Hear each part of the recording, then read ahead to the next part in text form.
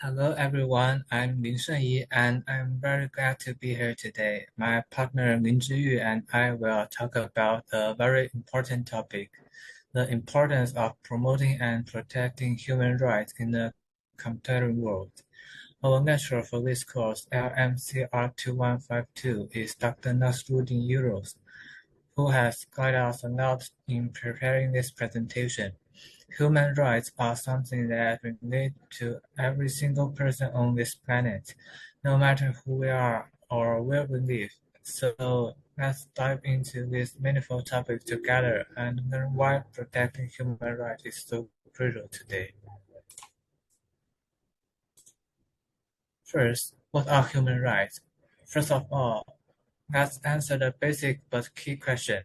What are human rights? Simple put, human rights are the basic rights and the freedoms that every human being is born with. They are not something you have to earn or that someone can take away easily. It doesn't matter what your nationality is, what region you belong to, your gender, your religion, or your social state.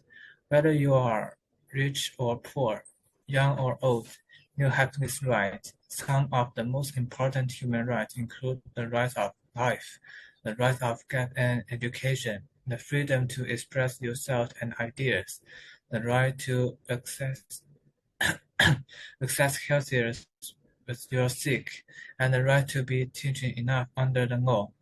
In today's world, human rights are becoming more and more important. We are facing many big problems. There's a big gap between the rich and poor. Many people are moving from one country to another for a better life. New technologies are changing our lives, but also bring new issues. And we have all experienced public health crises like the pandemic because these changes. Promoting human rights isn't just the job of one group. It's a shared responsibility for government, the United Nations, and international non-government organizations. Why human rights matter? Now, let's talk about why human rights matter so much. They are based on some core values that make our world a better place. First, human rights help keep social stability. When people's rights are respected and protected, they trust their government and their institutions more. This trust makes people want to take part in social activities, follow the rules, and work together with others. A society where everyone's rights are safe is less likely to have conflict or unrest. Second, human rights are all about human dignity. Every person deserves to live with respect, and no one should be discriminated against because of their background. Human rights make sure that even the most vulnerable people aren't ignored or treated unfairly. They got the chance to live a life worthy of respect. Third, human rights are key to sustainable development. When people have access to education, they can learn skills and got good jobs. When everyone has enough opportunities, no matter their gender or social status, more people more people can contribute to the economy.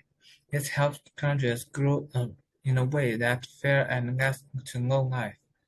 Fourth, human rights help reduce poverty. For many groups like poor families, people from minority groups, or people live in remote areas, access to education and healthcare is a way out of poverty.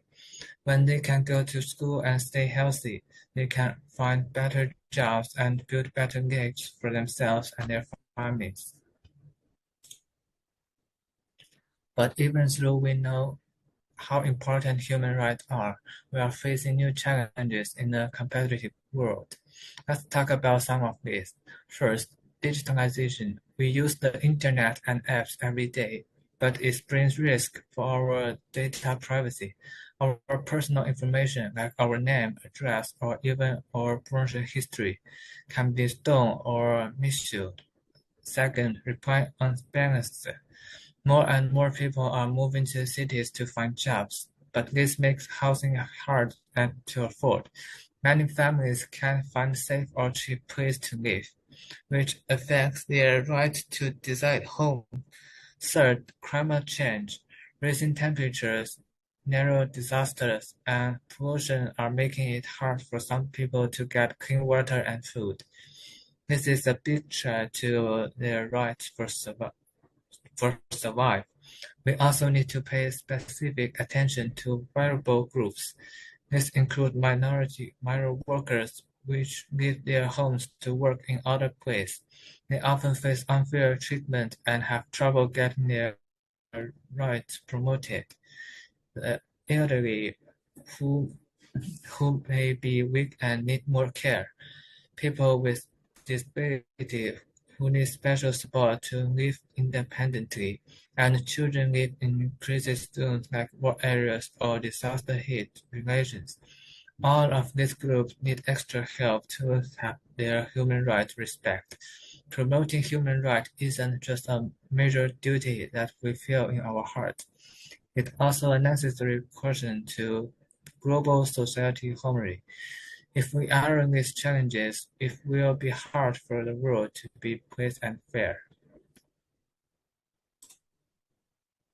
So, how can we protect human rights? Let's start with the community level, because it's where we daily lives happen. First, we need to protect people's right to study and development. Government and governments can carry out poverty against problems. For low-income farmers, it means providing fantasy aid to help them pay for basic needs like food and clothes. It also means offering job training so that adults can learn skills and find better jobs to support their families. And we need to give education support, like help poor people go to school by providing textbooks, school fees, or scholarships. Besides that, we should improve honest conscience, building more affordable and safe houses for families who can't afford expensive house. We also need to expand social society systems so that people have support when they are sick, old, or out of work. Second, we need good community governance managed. Neighborhood communities and community service centers are very important here. They can help resolve small disagreements between neighbors like argument over noise or parking. They also connect hearing surveys or get information about government police by dealing with problems earlier. We can stop small issues from becoming big conflict and make the community a better place to live. Third, we need to provide net aid for vulnerable groups. Many minority people don't know their land rights, and they can't afford to hire a lawyer when they face unfair treatment. So we should offer free or low-cost lawyer service to migrant workers, the elderly and older group in need.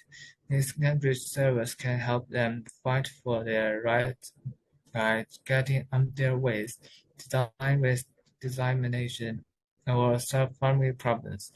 We also need to enhance public awareness of land rights, holding workshops, dispute benefit, or using social media to teach people what their rights are and how to protect them. When people know their rights, they can stand up for themselves when they are violated.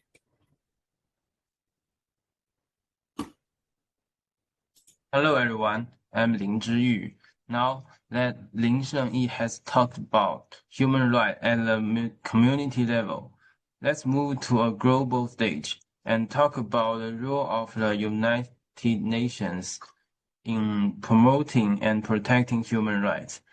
The UN plays a very important role in setting global standards and coordinating countries. In fact, the most important guiding framework is the Universal Declaration of Human Rights. These documents were created a long time ago, and it set common global standard for all nations, no matter how big or small, rich or poor. Every country should follow these standards to protect people's human rights. The UDHR tells us what basic right every person should have, and it's the foundation for all international human rights work. The UN also has key bodies and machines to make sure these standards are followed first. The Human Rights UNHRC. This is crucial conducts something called the Universal Periodic Review. Every few years, each UN member state has to report on how they protecting human rights in their country. Other countries then review this report, give suggestions, and ask questions. This process helps countries see where they're doing well and where they need to improve. Second, the Office of the High Commissioner of Human Rights. This office provides technical assistance to countries, like helping them make better laws to protect human rights, train government workers, or set up systems to deal with human rights complaints. It also monitors human rights conditions around the world, watching for violation and reporting on what's happening in different countries. Besides these main bodies, the UN has specialist agencies to focus on special human rights issues. For example, UNICEF workers to protect children's rights, making sure children can go to school, stay healthy, and live in a safe environment, especially in poor or conflict areas. UN Women focus on gender equality, fighting for human rights to education, work, and equal treatment, and against discrimination and violence against women. These specialist organizations use their expertise to address special human rights, need to make sure no group is left behind. Next, let's talk about the role of international non-government organizations. They are important partners in protecting human rights.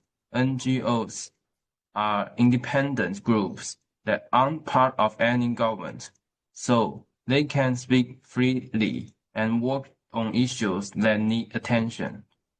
Their core functions include monitoring and research. Organizations like Amnesty International and Human Rights Watch have teams all over the world. They collect information about human rights violation like unfair arrest, violence against marginalized groups, or lack of access to basic services. Then they publish reports to tell the world what's happening. These reports are very important because they release public awarenesses and put pressure on government to fix the problems. Another key foundation of NGOs is providing humanitarian aid in places affected by conflict, poverty, or natural disasters like war zones, flooded areas, or earthquake sites. People often lose their homes, food, and access to health care and education. NGOs go into these areas to deliver relief supplies like food, water, and blankets. They also set up education programs for children who cannot go to school and provide legal support to people who have lost their rights. NGOs also play a big role in policy influencing. They participate in UN forums and meetings where they share their research and experience. with government and other international organizations. They work with government to push the legal reforms like changing laws that discriminate against certain groups or adding new laws to protect data privacy.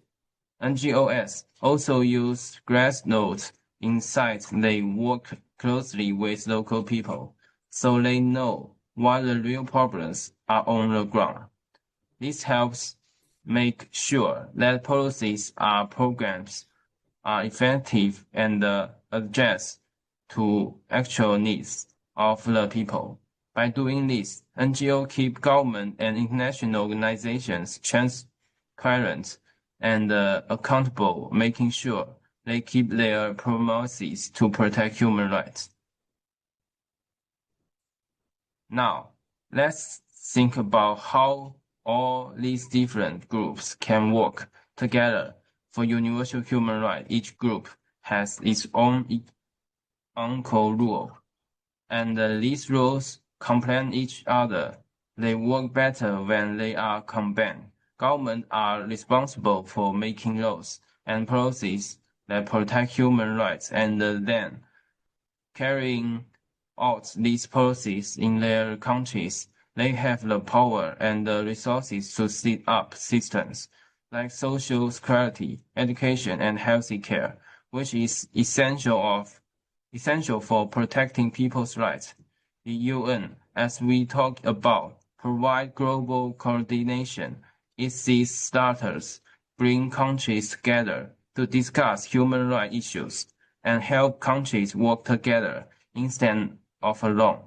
The UN also monitors progress and hold countries accountable for their actions. International NGOs deliver on the ground support. They go to places where government or the UN cannot reach easily, and they work directly with people to meet their needs. They also act as a bridge between local people and global organizations, making sure that the voices from local people are heard. Our unfit goal is the same: to build a layered system that covers from the community level to the global level. This system should make sure that every individual, no matter where they live or who they are, can live with safe and have equal chance to pursue a better life. No single group can do this alone. Governments, the UN, NGOs, and even people all need to work together. To warm up our presentation, let's talk about the conclusion and future outlook. Promoting and protecting human rights is a long-term task that never ends. In the future, we will continue to face new challenges like the ones we mentioned earlier: digital privacy, climate change, and urbanization. But there will also be new issues that we cannot even imagine now. To deal with these challenges, we need to keep working together through cross-sector collaboration. Government, the UN, NGOs, businesses, and individuals all a part to play. We also need to develop adaptive human rights strategies that can change and grow with the times, so we can address new problems as they come up. Protecting human rights isn't just for a few people, it's for every single one of us. It's about making sure that every children can go to school, every adult can find a job, every sick person can get treatment, and every person is treated with respect. When we protect human rights, we make the world a fairer, safer, and a more peaceful place for everyone. So let's keep working together, no matter how big or small our efforts are. They can make a difference. Let's strive to build a world where human rights are respected, protected, and fulfilled for all. Thank you everyone for listening.